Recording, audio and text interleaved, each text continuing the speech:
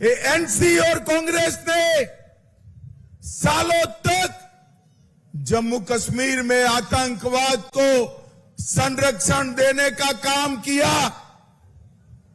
40-40 साल तक आतंकवाद को ताकत देते रहे।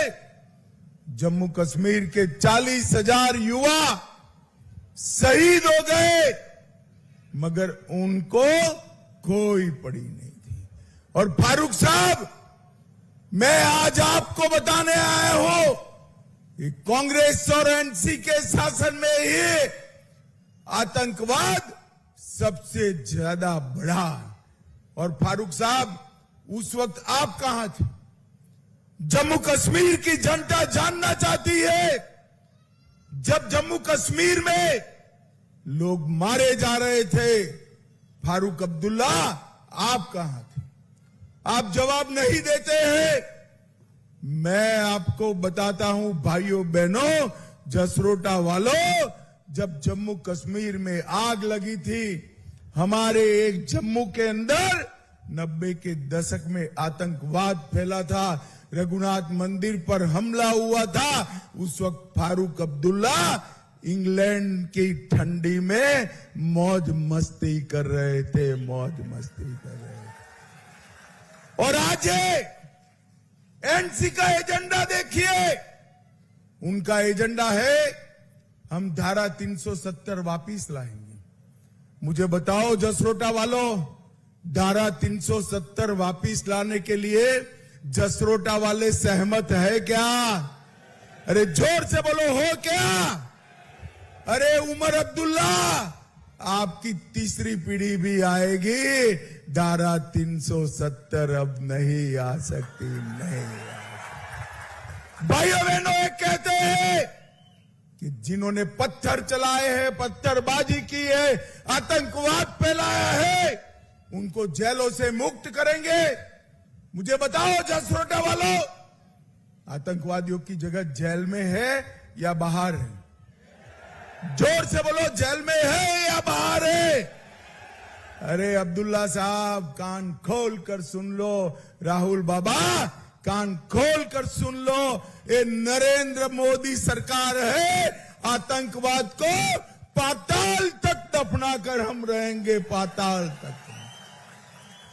ये डराते हैं कि जम्मू में आतंकवाद आएगा।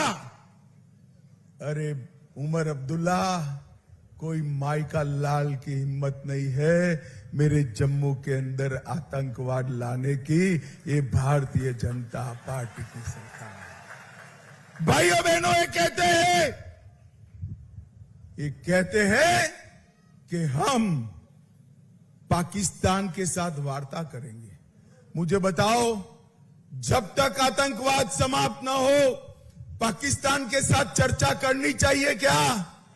अरे जोर से बोलो, करनी चाहिए। हम नहीं होने देंगे। ये कहते हैं कि हम शंकराचार्य पर्वत का नाम बदल देंगे। फारूक अब्दुल्ला जी, सिर्फ जम्मू कश्मीर नहीं, देश भर के लोगों की श्रद्धा शंकराचार्य पर्वत पर है। इसका नाम हम नहीं बदलने देंगे, नहीं बदल देंगे। भाइयों बहनों, आज मैं यहां आया हूं तब आपको बताता हूं, इनके घोषणा पत्र में है एलओसी के साथ व्यापार, एलओसी के उस ओर व्यापार करेंगे, ट्रेड चालू करेंगे। उनको पाकिस्तान के साथ इलू इलू करना है, इलू इलू करना है। अब्दुल्ला साहब, आप करते रहो, मगर मैं आज जसरोटा की वीर भूमि पर कहकर जाता हूं कि हम जब तक आतंकवाद चालू है, पाकिस्तान को गोली का जवाब गोले से देने का काम करेंगे। भाइयों बहनों,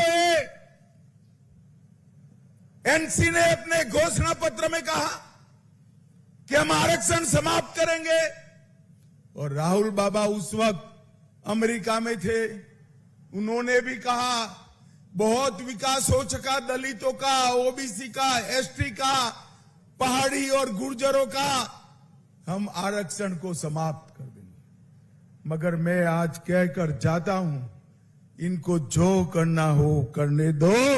जब तक भारतीय जनता पार्टी है, हम दलितों का, पिछड़ों का, पहाड़ियों का, गुर्जरों का और मेरे सीमांत क्षेत्र के लोगों का आरक्षण, उनका रिजर्वेशन नहीं हटने देंगे, नहीं हटने देंगे।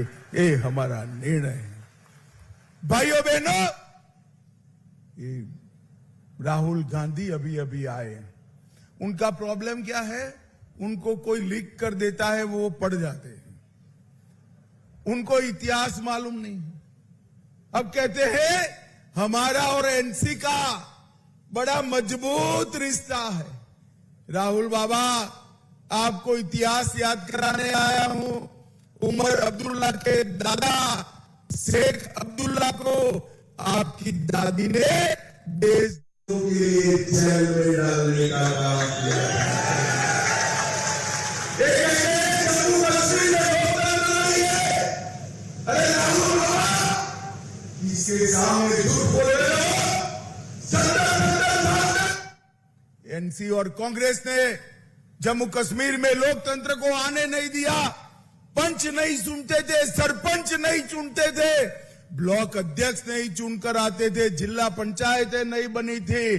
30,000 जम्मू कश्मीर के युवाओं को पंच, सरपंच, तालुका पंचायत, जिला पंचायत अगर देने का काम किया तो हमारे नेता नरेंद्र मोदी ने किया। नरेंद्र मोदी ने।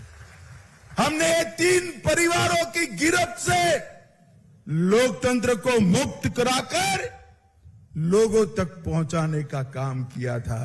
और आपके जमाने में 10-10% वोटिंग होती थी, हमारे जमाने में अब 50% से 65% वोटिंग हो रही है।